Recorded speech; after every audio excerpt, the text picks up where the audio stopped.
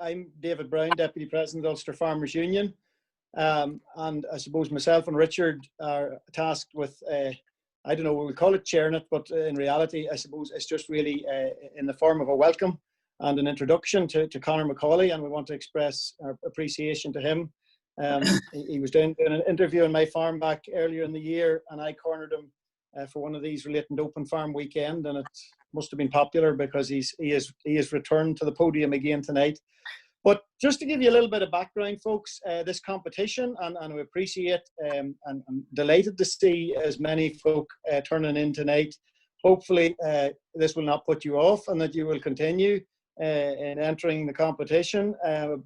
Obviously, agriculture, I suppose, in some respects has been taken a bit of a battering in recent times. You know, when you only have to turn on some of the documentaries and so forth around red meat and all the rest of it, perhaps to hear a rather negative image of agriculture generally. But I suppose, look, at the end of the day, really ultimately what this is about is tackling climate change, because that's one of the big issues, I suppose, for public in general. And it is something which obviously is a challenge for agriculture and for farming as well. So we need, I suppose, in some ways to try and highlight more of the positives in agriculture. And there is coming up next year in the UK, the UN Climate Change Conference. And ultimately, at the end of the day, that's an opportunity when those countries all come together. And our UK farming unions, alongside young farmers clubs, are keen, I suppose, to get across positive messages around that and show the work that is being done environmentally. And just look, I'll take a minute or two just to give you a little bit of an anecdote. I was across earlier this year at the Oxford Farming Conference before coronavirus arrived along, and there's a lady called Professor Alice Staunton who works down in the University in Dublin, and she was one of the speakers at that conference. She talked about lots of issues to do with nutrition, and I suppose one of the comments, or a number of comments, I suppose, she made around the fact that you know, obviously there is that message out there that excessive red meat consumption, for example, is bad for you, and that's defined as eating it 7 days a week. Whereas on the other side, from a health perspective, eating red meat 2 to 5 times a week is actually a positive. So the whole thing to do with carbon release, and myself and Aileen Lawson here from the union were down just yesterday along with Victor Chestnut and William Irvine down at a farm in Douth run by, it's run by, I suppose, John Gilliland on behalf of Devonish Nutrition. And I mean, they're looking there into this whole thing about carbon release.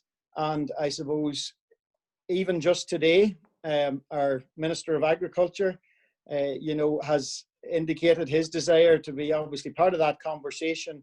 And, you know, NFU across the water has indicated that they want to be net zero by 2040, and that expectation of setting a date will come upon us as well, no doubt. But in reality, I suppose, one of the other things that Professor Staunton referred to was the fact that, you know, a 4-ounce steak contains about 75 milligrams of sodium salt, and your Beyond Meat vegan burger contains over 5 times as much salt. And as a medical doctor, you know, her position on that is, like, there's a lot more people, or salt is causing a lot more deaths than red meat ever did. So in relation to, I suppose, all of this stuff to do with the environment, to do with climate, you have an opportunity, obviously, and by virtue of the fact you're here tonight, a desire to maybe take part in this from young farmers' perspective. I'm going to hand over to Richard for a moment, and then Richard, if you hand back to me, and I'll just introduce Conor again. Thank you very much, David. That'll be a hard one to follow up there from. Yeah, no, I'd just like to add on that there, as the organisation, we think, as we're very happy to have this competition. Obviously, it's not just everyone here in Northern Ireland, it's all across GB as well. So sort of as a nationwide run competition. Currently, the environmental issue has become a huge focus within young farmers. And even this year, our Agriculture and Rural Affairs Committee, we incorporate the environment into our name of the committee, just for it has become such an important issue, and we feel it's something going forward we have to try and work with to overcome and look at the challenges we're facing. I think we're very lucky in the young farmers. There's a lot of members there going forward, coming into the industry that's going through a good level of education and understanding how, in cases, better farming practice as also has a hand linked to reducing CO2 emissions on farm and becoming more carbon friendly. So this competition, I feel, is a good way for members to highlight maybe what they're doing on farm, stuff they learn, and trying to put it into practice to show to people in the wider community how as members and farmers, and even anybody in the agri-food industry or the advisory, can help to improve on-farm efficiencies and reduce overall CO2 emissions. There's always the outline of the competition. Obviously, it's joint within the joint between the Ulster Farmers Union and the YFCU. What is involved? Well, it involves basically making a 3-minute video, of your farm, or if you don't live on the farm, where you work, just giving highlight things that you're doing that's helping environmental issues. I know I'm a home farmer, maybe looking at things maybe with a wind turbine to help offset our energy requirements from fossil fuels, and simple things on farm. Maybe look at breeding policy, calving cows down at 24 months. It's reducing the CO2 emissions and produce that animal for life. We simple things like that there, grassland management improvement too. So what we're trying to go through tonight, Conor, maybe go into more detail, just how to be more multimedia savvy. For this summer's the first time I ever put up an Instagram story, so it's all new to me too. So hopefully we'll all learn from it as well. So we have a great prize opportunity. So there's a £500 cash prize, and the ability to go to the COP conference over in Edinburgh or Glasgow next year. So fingers crossed COVID that doesn't put that off. But so I have to say, in terms of prizes for a farmers competition, I don't think we've really come up any better than this here. So it's something that I think all members should get behind and take part in. I just summarize that there. So I think as a young farmers organisation, we're really happy to get behind this here and try and push the environmental aspect of the organisation. How as young farmers members we can help achieve targets going forward. I'd like to pass back on to you, David, there. Thanks, Richard. Well, I'm not going to take much more time. Just to encourage you folks again, if you haven't yet done so, perhaps you could put on your camera. It's not that we want you to be shy and hide away there. We forward outgoing people like Roberta Simmons and Jessica Pollock and all that but we want you to engage, I suppose, really, and be part of a conversation tonight. So I'm going to hand over to Conor. Basically what Conor is going to do, I assume, is and I'm not going to steal his thunder, is give us a little bit of, we'll call it training, because that's certainly what I felt it was when I experienced this earlier in the summer. And I think anybody who was on that occasion, Conor, just to say again, found it extremely useful, and there's no doubt about it. It has made me probably slightly more critical of other clips that I've seen subsequently, because you still think, oh, well, they didn't get the light in the right place, or they didn't hold the camera. So over to Conor, and listen, many of you will know Conor's BBC correspondent. He sometimes puts the like of me on the spot with interviews, but on this occasion I'm quite relaxed because he's talking to all of you folks. So thank you, Conor. Thanks very much for those kind words, David. Good evening, everyone. I have to say you're showing a real commitment to the climate when you're passing up the opportunity to listen to Boris and instead listen to me. So I'd like to thank you for that. I'm going to do a couple of things tonight. I'm going to talk a little bit about some just practicalities around the function of filming your video. And then I'm also going to talk a little bit kind of in broader terms about kind of storytelling a little bit, because obviously what you're doing here is trying to tell your story of the stuff that you're doing on your own farms in the context of climate change.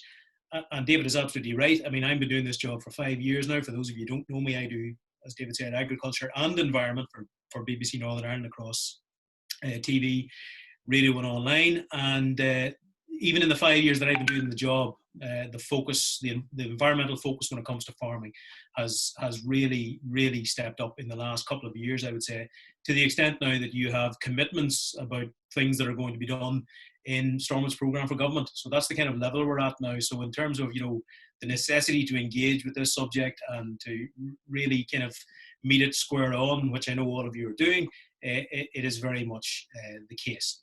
So that's a kind of broad outline.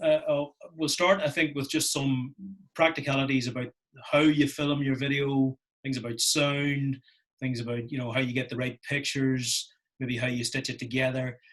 And this is very informal. So what I really want is if you want to ask me a question about anything or stop me and go back over something I've said that you didn't maybe quite catch, just raise your hand or, just let me know, signal in some way and we can go back. So I really want it to be quite informal and for you to engage a wee bit, because that way it'll move much better if you like. I'm going to work on the premise that most of you will be filming on mobile phones, because basically everyone has a phone in their pocket, and every phone nowadays has a pretty high spec camera on it. So, you can film in other ways. You can use digital DSLR cameras and stuff like that. And maybe if you're a bit more technically adept or you're more interested in kind of filmmaking per se, you might choose to do it that way. But you can use phones, you can use iPads, you can use DSLR cameras, as I've said. Basically anything that allows you to record sound and video. But I'm going to work on the premise here tonight that it's mostly going to be mobile phones for most of you, for fairly obvious reasons. So the first thing to say is there's a couple of very basic, simple rules here. And they're mistakes that people make just by nature of the fact that you tend to use your phones for a lot of social media. There's my phone just going off now. Use it for a lot of social media. Use it for Instagram and various other platforms. And generally when I see people filming with their mobile phone, they film like this. That's how people who aren't in the business, for want of a better word, tend to film stuff. We get a lot of supplied videos sent to us, people who witness things and they want to send us pictures. And the video comes in and they filmed it like that. Now, in many occasions we're very glad to get it, of course, because otherwise there's pictures we wouldn't have. But what that means is that when you see that on your TV, you'll often see this. You'll see two big black bars down the side of your screen. And that's because the video has been filmed vertically and the TV isn't vertical. A TV is this shape here. So first thing to say is if you're recording anything on your phone for video purposes, you should be recording it horizontally. You hold your camera like that rather than like that. That's the first very simple rule. That way the image will fill out the frame when you're showing it and it will look 10 times better. 10 times better. So that's the first thing to say. Shoot your video horizontally. Even if you always do it like that, for the purposes of this exercise, turn it on its side and shoot it like that. So that's the first and most obvious tip. The next thing then is just to try and make sure, you see a lot of what we call wibbly cam stuff. People hold their cameras and they're doing this with it. And, it's kind of like all this kind of stuff. That's terrible. So the first thing is if you're going to use it, get a good grip on it. 2 hands, nice and steady. Get your elbows in almost like a brace into your chest and brace yourself and try and keep your shots as steady as possible. Now it's hard because your hands tend to shake a wee bit, but a wee bit of shake. With 2 hands, you'd be surprised how much more stable your shot will look with 2 hands than it will do with one, like that kind of thing. So that's quite important. The other thing I would say too is sometimes you can brace. So if there's a post or a fence post or a corner of a barn or anything, tractor wheel, anything at all, get yourself in, brace against whatever object you're using, and that will steady up your shot to no end. And steady shots look much, much better than wobbly shots. So there's 2 very simple things that you can do just to vastly already improve the kind of quality of stuff that you're going to be able to produce.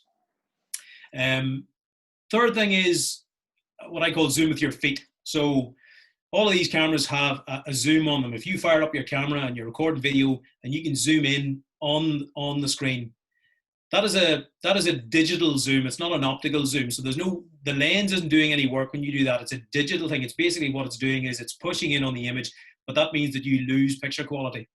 So if you're standing 10 meters away from something and there's something happening over there and you think, oh, I'd like to get that shot, don't zoom in the camera. Take your phone, walk 9 meters, and film it in close up, just on a wide shot.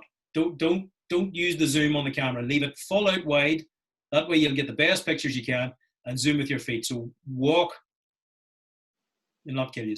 Walk the 5 or 6 meters over and take the shot that you want to get, rather than using the in-camera zoom. And again, that will improve the quality of the pictures that you get. Lighting's very important. David mentioned it there at the top. It's obviously a particular issue at night here. I've got a angle poise lamp pointing at the ceiling to try and bounce light down on me. Some of you have done very well around the lighting, putting me to shame. But, you know, it's an issue about lighting, and it will be an issue during the day as much as it will be at night. If you're filming something and you're facing the sun, what the camera is trying to do is basically it wants to balance everything down to a nice flat grey that its memory or its brain can understand. But what that means is that you'll sometimes see, you'll get a silhouette effect. So you'll go to film someone, and if they're standing with their back to the sun and you come to interview them or film them, everything kind of goes black because the camera's trying to squash everything down to a nice grey that it can kind of understand. Very simple way of circumventing that. Turn your interviewee around.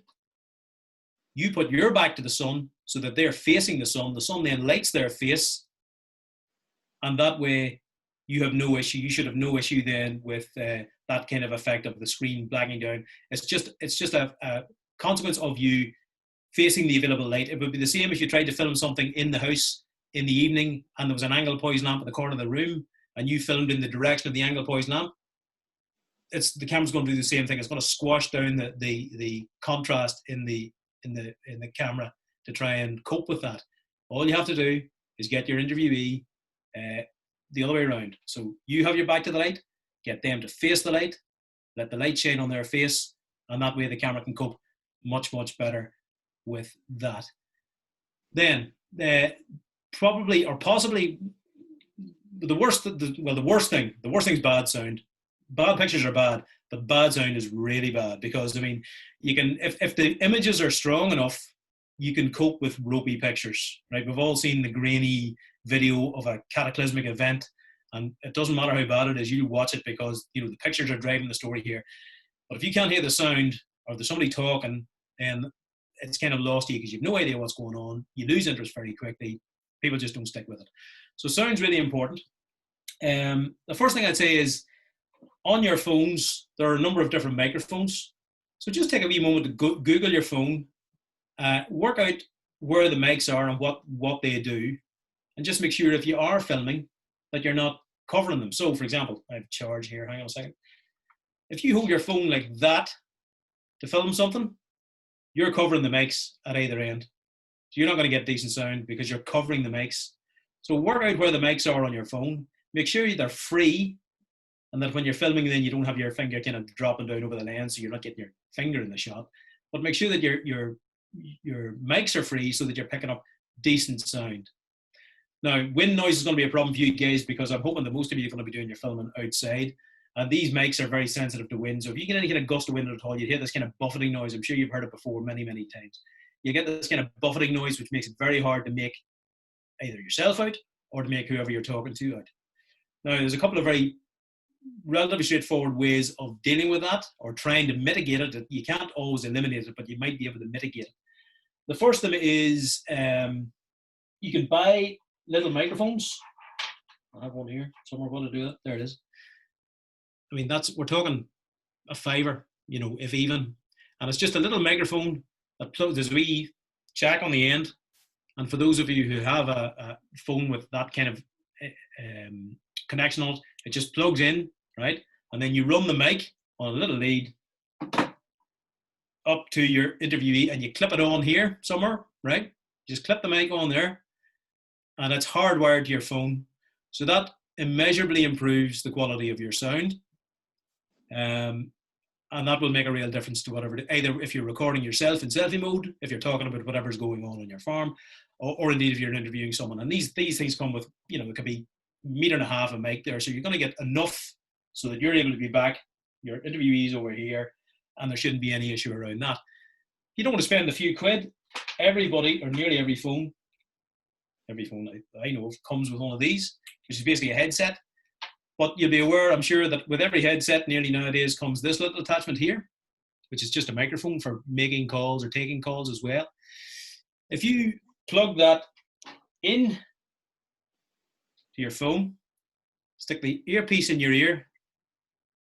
Get this right. Stick the other earpiece in your ear. The mic,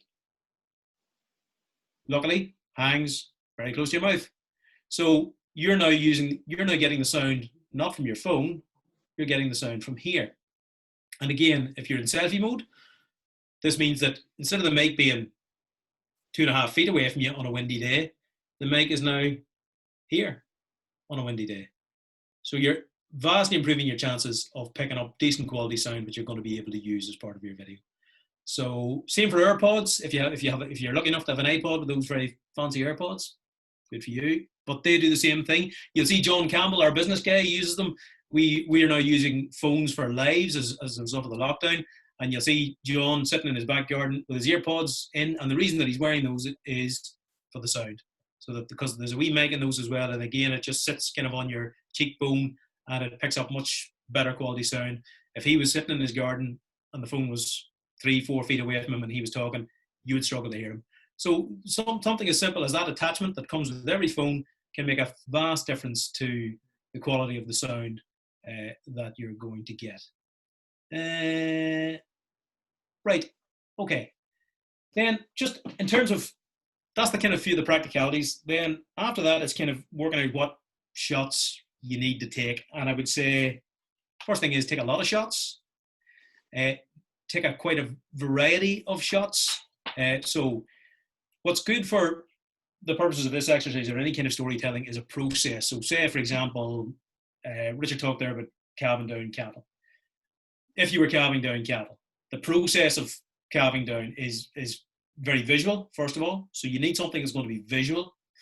And then you need to think about, well, how am I going to put something together that will make up 2 minutes or 3 minutes or 30 seconds or 40 seconds.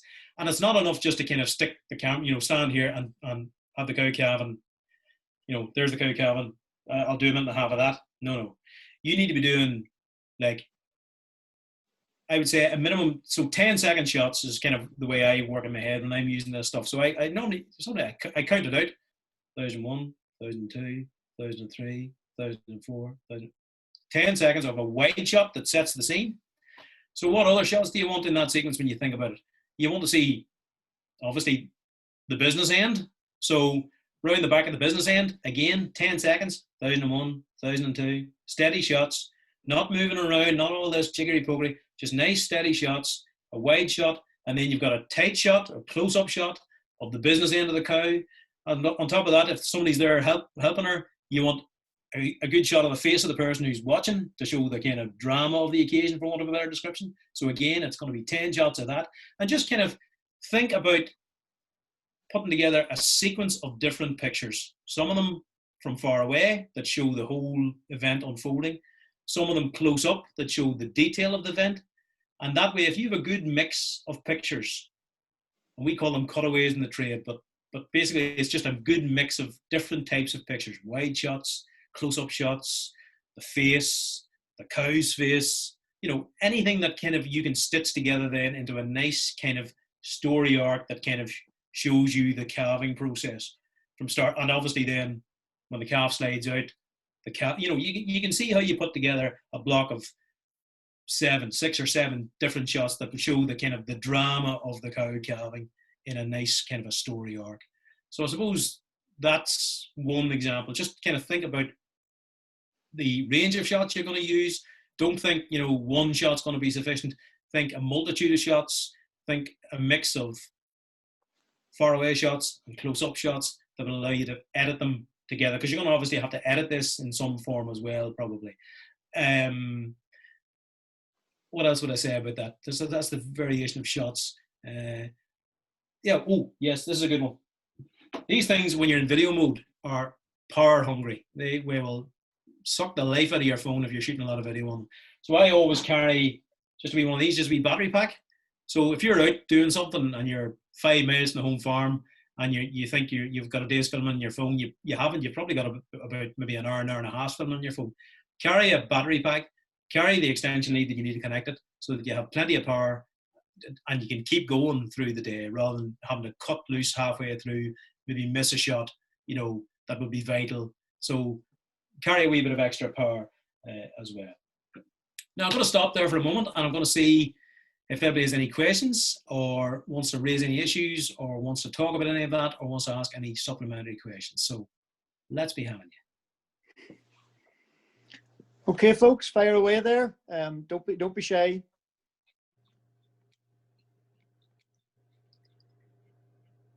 Just out of curiosity, Conor, what would be the best software for putting the whole video together? What would your recommendations be in that there? Well, I have an iPhone, so I tend to use iMovie, and it's just very simple. You can do everything on the phone. I was going to try I did a wee thing this morning, just not for this, just because it happened to come along, and I thought it would maybe a decent example. So I'm going to try and share the screen here and see if this works. It's just give you an idea of how easy it is to knock 3 or 4 shots together into a wee 50-second or 1 minute sequence that kind of tells a wee bit of a story. So you need to bear with me here. I'm going to try this and see how we go. So I was coming out of the morning Zoom meeting this morning, and I heard a continuous bleating sound coming from the field beside the house. So I went out to see what was going on, and I'm hoping that I might be able to show you. Right, okay. Hang on. Here it is. All right. So, right shot. You're all right. Calm down. Calm down. Wait. Jesus. Bad order there. What's going on? Making progress, fella. We are making progress. Right, that's it. That's it. We are definitely making progress here. There we go now. On you go. Free at last. Come on. Let's go. Come on. Let's go. Come on. Yeah. So I just use that as a very simple example of, there's a wee simple story. The thing was stuck. You saw I kind of had a wide shot at the start to show, the situation in which it had found itself. I just propped the phone out at one side, just set it up against a rock and hit record, and got a wee bit of the snipping, and the animal just lying there docilely, just letting me work away at it, because by that stage it had worked out I was there to help, not to do it any harm. And then just before I cut the final bit of strand that freed it, I realised as soon as I did that, he'd probably scarp her. So I lifted the phone and came out wide again and cut the finals, and I had a shot of him kind of just sitting ready to go, and was able to follow him out. 3 shots, 50 seconds, but okay, I'm not going to win any Oscars, but you know what I mean. It was an interesting little part of my day, and I was able to knock it together into a 50-second video with minimal effort, just using a couple of very basic shot selections there that I talked to you about. So I used iMovie for that, Richard, to come back to your point. I was able to stitch. I took each of those as individual videos on my phone, on my camera phone. I then used iMovie to stitch them together into that 50-second sequence that you watched there. I was able to put the mixes in between the 3 shots. I was able to put the titles on, the wee titles that you saw there, just describing what was going on. And had I wanted to, I would have been able to put a soundtrack underneath it from one of my audio libraries. So, I mean, there's great complexity in some of what are very simple mobile editing apps. And I did all that on the phone it took me 5 minutes this morning, when I got back into the house and had a cup of coffee and sit down. So, don't ask me about Android, because we're supplied with iPhones, and that's just the one I know. But I'm sure there's bound to be an equivalent editing app on the Android platform that will do equally as serviceable a job. Hi, Conor. Thank you for your chat earlier. I've just got a question. So obviously with this competition, members have been tasked with firstly demonstrating what they're trying to do in their farm enterprise, but also talking through some of their strategies in the future. So for members, how do you think would be the best approach in firstly talking through what they're supposed to be doing, and secondly getting the right imagery to go with what they're trying to explain? Okay, Jenny, thanks for that. I suppose it just varies from farm to farm depending on what you're intending to highlight. But I suppose some of the areas, I mean, Richard already mentioned it there, renewables, carbon sequestration, soils, farm efficiency, you know, technology, how that can help reduce inputs and improve outputs. It just depends what it is you're planning to try and show. Processes are always good for pictures. So, you know, we talked about the cow calving process. Any process. So, I mean, if you're tree planting, for example, if you're on the EFS and you're doing some tree planting or something like that, you know, the sequence of shots would be: here's the man coming with the trees, wide shot. Here's us unloading the trees. Here's us close up shovel getting into the ground, digging the hole. You know, here's the root ball being footed in. Wide shot at the end showing the work that's been done. You know, so it just depends on what the individual plan you have is, what the sequence of shots are. But the principles are broadly the same. You want a good selection of pictures, and the more action that's going on, the better. I mean, I would encourage you not to just, you know, stand outside and talk to the camera for 3 minutes, because I think, you know, the competition is going to be quite you know, quite good and quite strong, and that probably won't just cut it. You're going to have to think a little bit more about filming pictures that entertain and engage and somehow tell some kind of a story. So I'm not sure if that has addressed your question, Jenny, but I hope it has.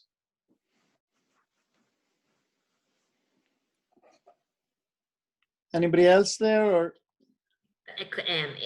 I'll ask a question. Conor, just you were talking there about getting the lighting right and so on. I mean, if you're interviewee or somebody who's talking to the cameras facing the sun, do you get issues with them screwing up their face and squinting then, or how do you deal with that? We only do it with politicians by telling them not to do that.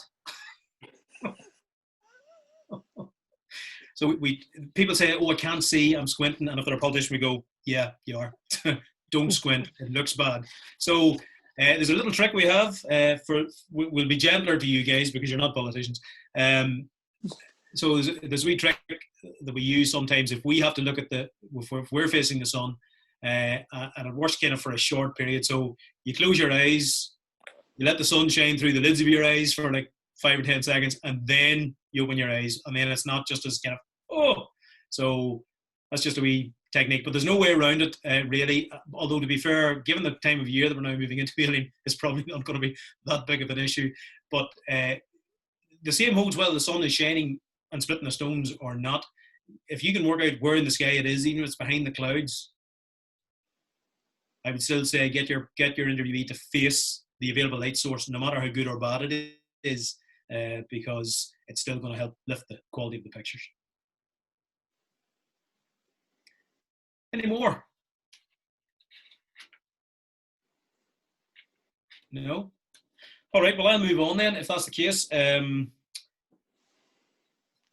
We talked a little bit there about the practicalities. I suppose we've touched a little bit on some of this other stuff, but I just want to talk a little bit about the process of kind of storytelling and how you need to kind of sell your story, your climate change adaptation, whatever it is that you're thinking about doing it. First thing, and I've already said it, is of course that it's a visual medium, so think pictures. Pictures absolutely drive the story in these kind of things. I mean, when the UFU are coming to me and saying, "Look, would you be interested in doing a story about this or that or whatever it is?" the first question I always say to the media team is, "Well, what are the pictures going to be like? Is there going to be somebody doing something? Is it going to be visually interesting?" So the pictures absolutely drive the story. So the first thing I'd say is work out what your pictures are going to be. That's very, very important. Process we've talked about there, whatever that process may be, the cow calving, the trees being planted. Process works well for pictures purely because it gives you a lot of options for taking different angles. So if you've got a process going on that goes to your climate change adaptation, I would say go with that, because that will be visual and that will work. Personality is going to be very important here too. I mean, you're none of your shy retiring wallflowers, but you really can't afford to be. You have to be prepared to kind of a wee bit put yourself. There's a wee bit of performance in all of this. It's, every time I'm on, there's a wee bit of performance involved.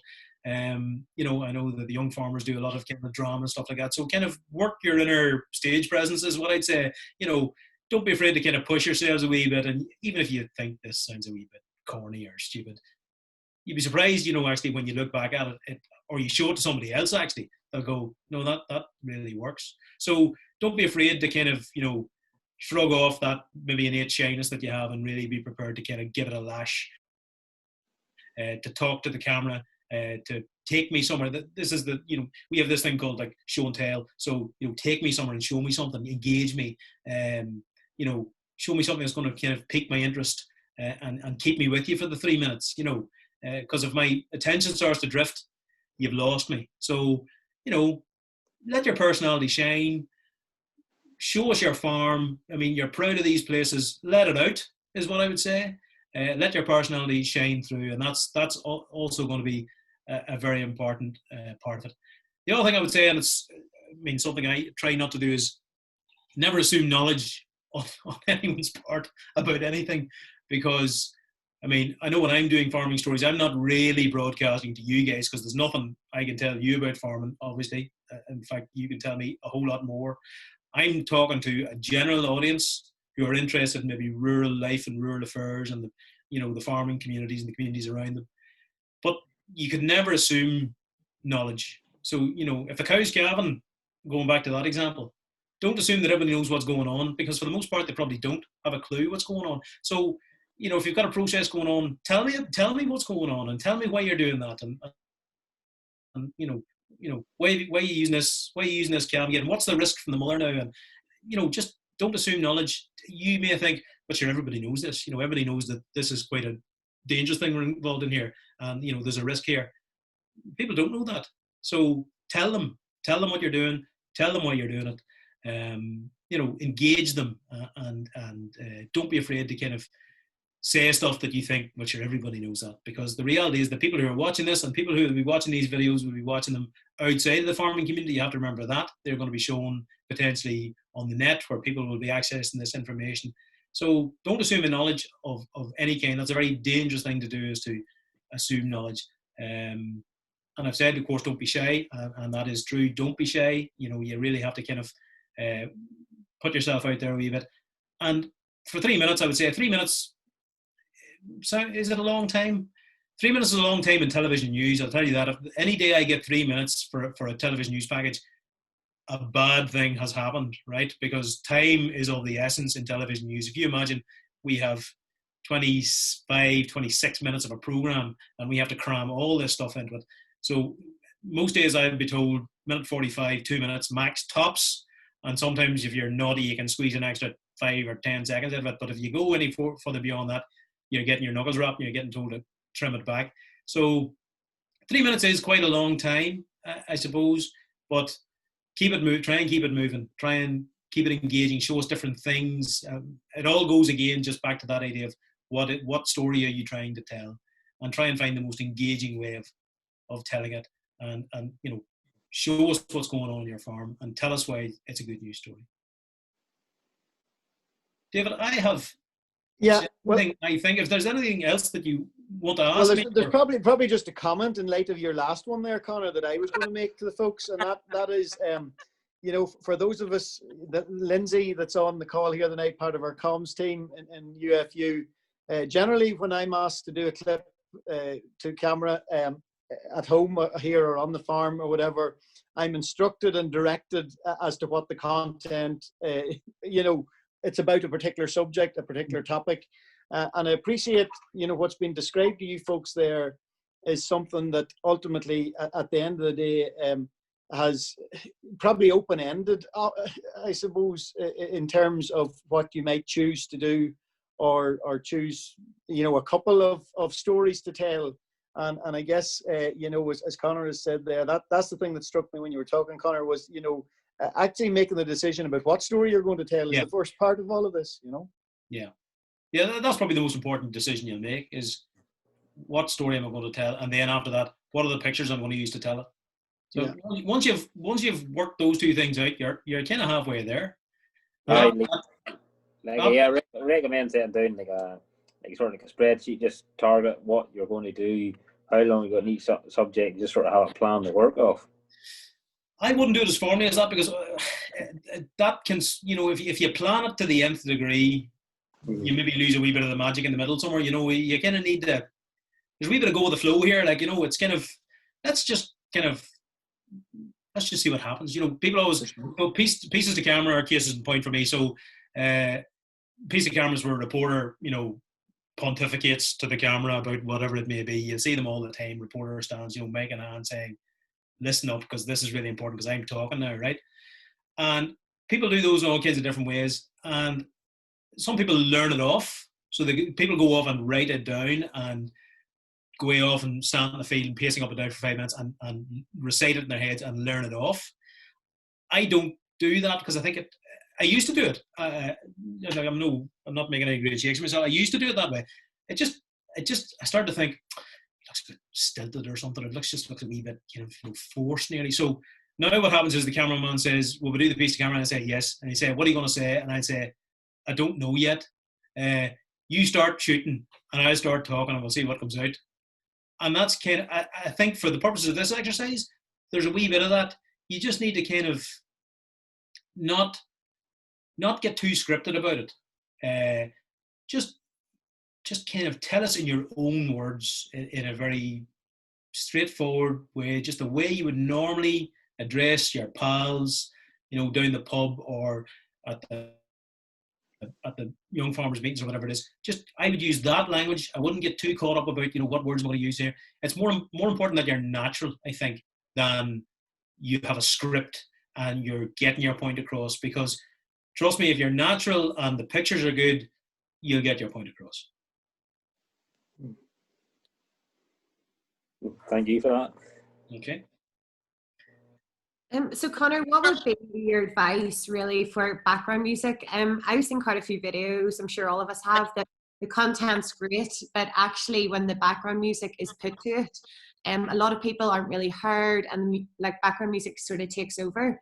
So do you have any advice for like PROs and stuff here in regards to that? Yes, you'll not want to hear it, or maybe you will. My advice would be, don't use it.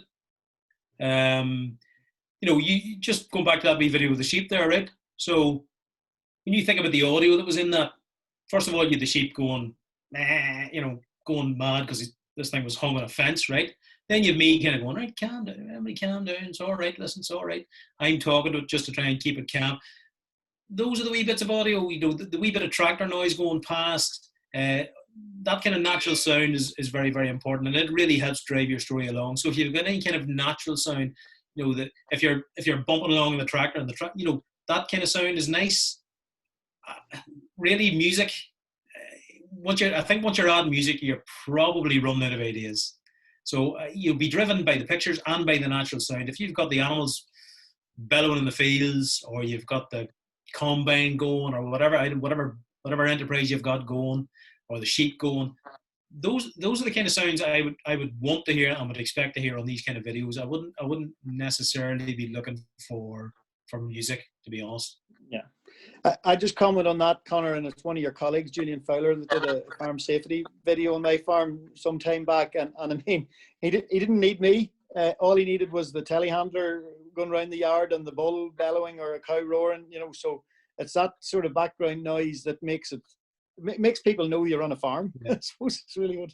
The thing, but with television news, make it sound like it's some sort of an art form. It's not an art form. Like, it's the first draft of history, we say. But if the use of sound, when you watch a really good package, hopefully you won't realize you're watching a really good package, but there'll be some things in it that will kind of make it a really good package. And one of those is that use of natural sound, the wee bit of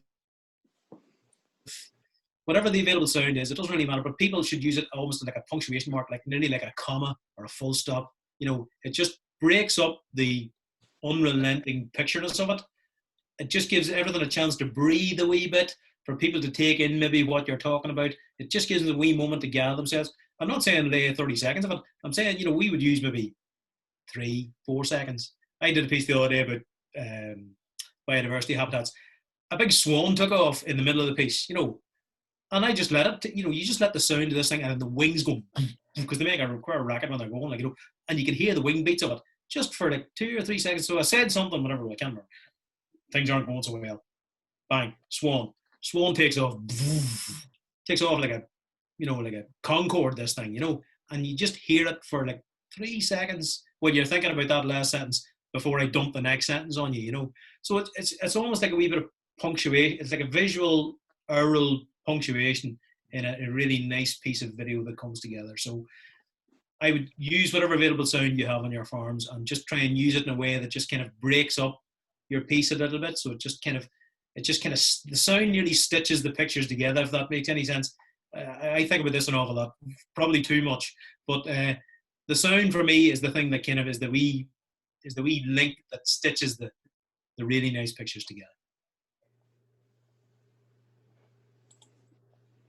Conor, just for those that are participating in the competition, would you encourage them using, taking the video in selfie mode, also using B-roll and offcuts, and then, having someone taking the video of you, kind of using an extra? I would say do all of those things. Give yourself as many options as possible. I think it would be, to my mind, these things are about you and what you're doing on your farm. So it makes perfect sense for me that I want to see, first of all, I want to see you. I want to see what you're doing. I want to get a feel for who you are and what you're like. So absolutely, I would be saying, look, there should certainly be little bits where you're addressing the camera. I'm not saying you should address the camera for the full 3 minutes, where you're talking to the camera for the full 3 minutes. But I want to see little bits of you. I want to get a sense of who you are. So yes, I would say definitely a little bit of selfie mode would be good. Get a brother or a sister or somebody belonging to you to film bits of you doing stuff, if that's what your enterprise or what your adaptation is, depending on obviously what you're talking about. It will work different ways for different things. But yes, absolutely, I think there should be a fair bit of you in these videos about your farm and what you're doing on your farm. And then just what's your thoughts on subtitles or a few captions at the bottom of the video? Well, now the Northern Ireland accent is a thing of great beauty, is the first thing I'm going to say. There certainly shouldn't be any difficulty for your local. I mean, I can't imagine. Surely we won't need subtitles, will we? But we might. That's a trick question. No, but not necessarily subtitles. But you see the wee titles I put on there, just by way of an extra line of explanation. Maybe that's something to think about. Maybe it works for your video. Maybe it doesn't work for your video. But it's something to think about. Just putting on a wee bit of title as an additional explainer to what's going on.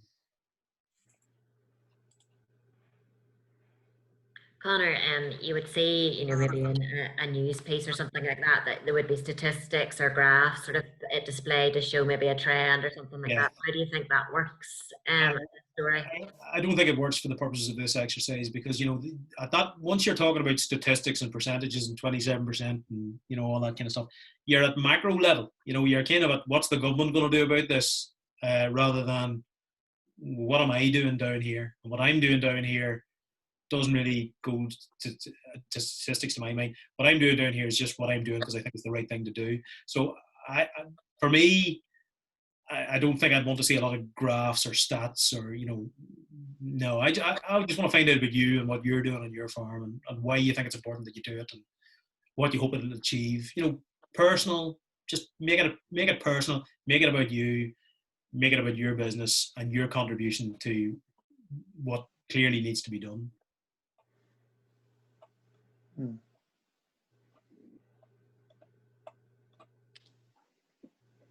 Any more questions, folks, or are we all stunned?